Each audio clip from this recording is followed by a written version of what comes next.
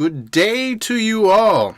Senior Snipey here with a dear lord, it took me long enough to overview the Switch and what we know so far. I will start with how I felt about the presentation. My verdict is simple. It was short and effective, barren and yet full of life. The presentation started off by giving us a more concise look at the Joy-Con controllers, sporting HD rumble motion control and a camera. I was supremely impressed though, I'm not gonna lie. I was skeptical at the demo that showed the glass of ice and then water being poured into it, this suggesting that the rumble was so good that players would be able to determine these actions. My opinion on these lovely GIFs has changed since watching and reading people's feedback on their time with the device at the event that happened here in New York. I sadly missed this opportunity, which I regretted when I realized it was happening. The rest of the show consisted of developers coming out and one of two things. Either they came and stated their interest in involvement with Nintendo and they showed a game, or the same thing with no game. That bothered me at the time because this event could have been something much more. Timing would have been beautiful for a reveal of a game like F-Zero or a new 1080, even an HD remake of Eternal Darkness. All I'm saying is Nintendo had an opportunity to absolutely blow my mind, our minds, but it only felt half blown. Mario Odyssey was the biggest reveal, but that was expected. I knew, and I'm sure many of you did, that Nintendo fans desired a traditional star-grabbing 3D adventure spite the awesome nature of the 3D multiplayer outing on the Wii U. Regardless of Mario Odyssey stealing the show, there were so many games that have me excited. Games like Xenoblade 2, Fire Emblem Warriors, and whatever Shimigami is coming to the Switch. Of course, they had to show yet another trailer for Breath of the Wild. Started out ticked off, but that turned into a smile. Mainly because we saw new story elements and the fact that there's voice acting in this game. We also get it in about a month alongside the launch of the Switch, which is absolutely incredible. I was super surprised on the launch date, not just for the game but for the console itself. In the week that came after the presentation, new games were shown off, which I found reassuring. I also read a lot of criticism on things like the price point for the device, its peripherals, and the apparent specs. So here are my 2 cents on the matter and my verdict on the system so far. Now before I get started, I'd like to note just how much gloom and doom I've seen on the internet, particularly in the area of games, pricing, and specs. I will admit the launch lineup isn't great, but there have been worse. Not to allow Nintendo off the hook, but this is the first time a Zelda game as revolutionary as Breath of the Wild has launched with a system. So that is a plus towards great sales. The other argument is whether the upcoming system will have third-party support. Nintendo says it's a resounding yes. Skeptics say they're worried. I say the system was built with players in mind. For the first time, Nintendo is merging their handheld market and their console market, which may not be permanent, but is a great idea to easily get people back on board. Not only will you get a more robust lineup that the handhelds are legend for, but you will get the power to wow friends. This thing is built to sell. With that in mind, third parties will jump on board if it's looking to be truly successful. Just like the Wii, devs will make versions of the system.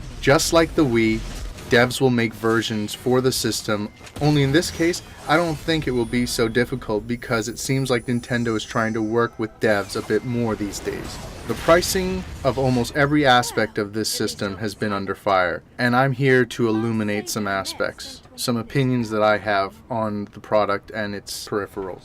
Firstly, I think most of us agree that the system itself is a great buy, especially when you take into account its portability and the prospect of different ways to play on the go. I'll be taking this thing everywhere I travel.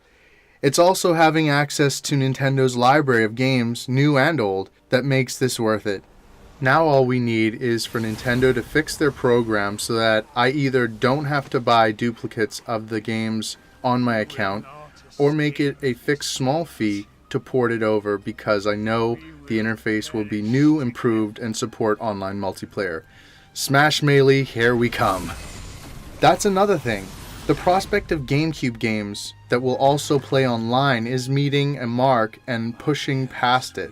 I really wasn't sure if Nintendo would ever do online with Virtual Console games, but it is 2017 and it's time. So I thank you, Nintendo, for hearing our call.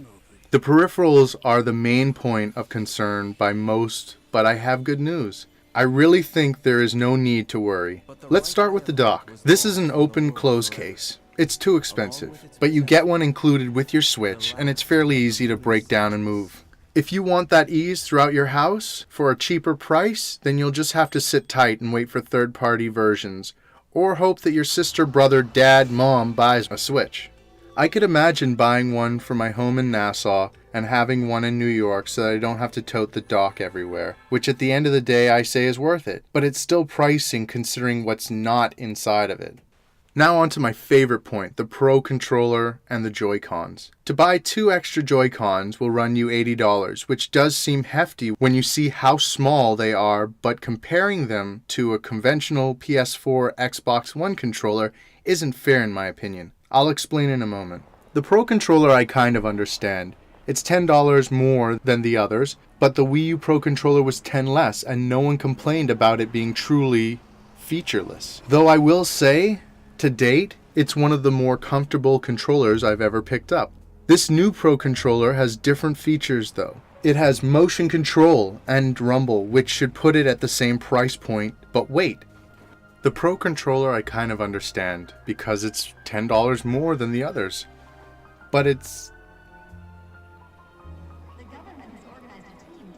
the Wii U Pro Controller was $10 less, and no one complained about the fact that it was featureless. Though I will say to date, it's one of the most comfy controllers I've ever picked up. This new Pro Controller, on the other hand, has different features. It has motion control, rumble, which should put it on the same price point as the others. But wait, it's not any rumble, it's the new HD rumble. It also has NFC built into each device, whether it be the Joy-Cons, left and right, or the Pro Controller. All these things add up to a much better, less cumbersome experience. HD Rumble matters a lot to the Switch experience because I believe that VR is in Nintendo's near future. It's one thing with the Pro Controller in mind, but when you put the Joy-Cons in the picture, it makes perfect sense. 2 identical-ish controllers with great motion sensing abilities, has the ability to sense distance, and has rumble that gives you enriching feedback. So realistic, it's unprecedented. This screams VR. So take the $80 price tag and compare it to the closest competitor, which happens to be PlayStation's Move.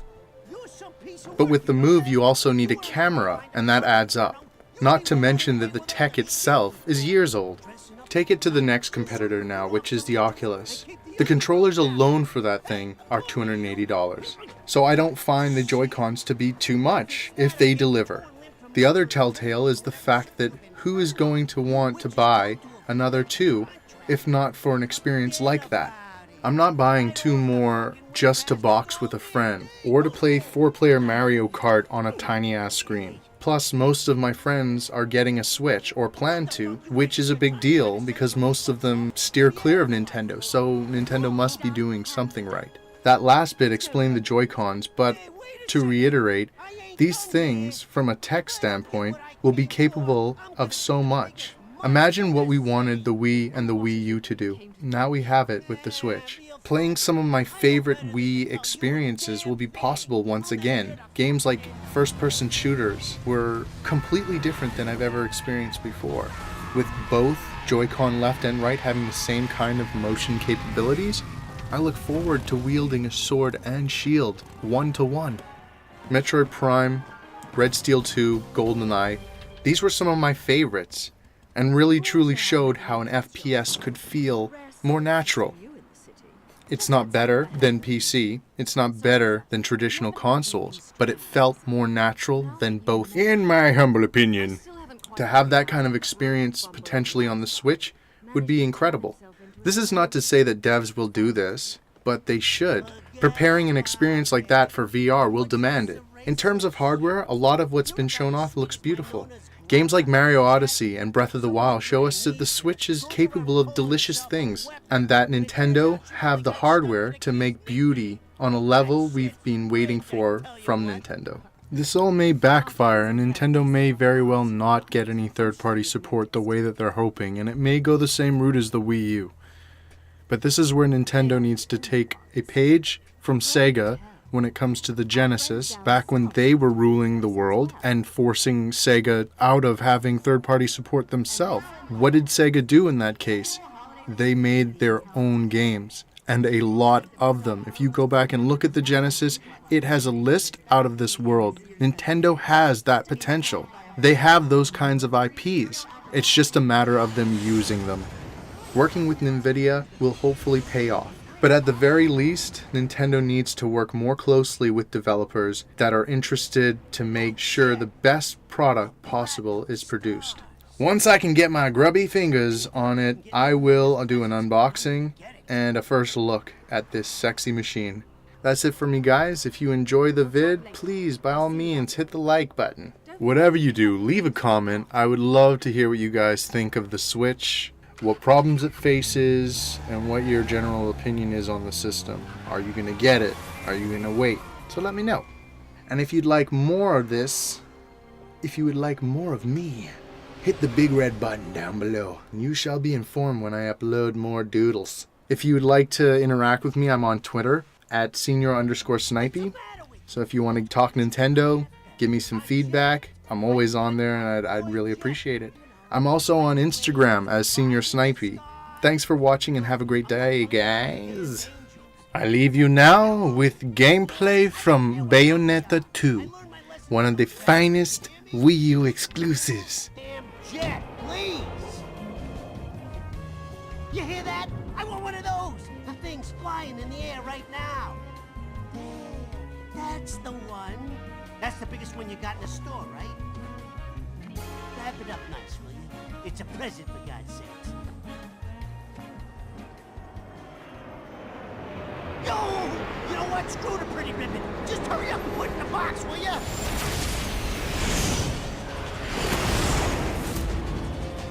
Fuck the damn ribbon!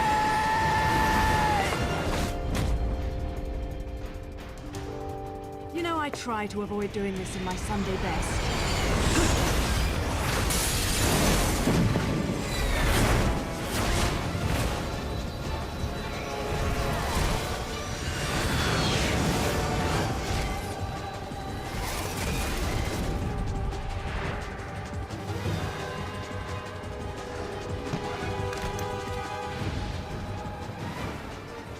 At least your lot still knows how to make an end.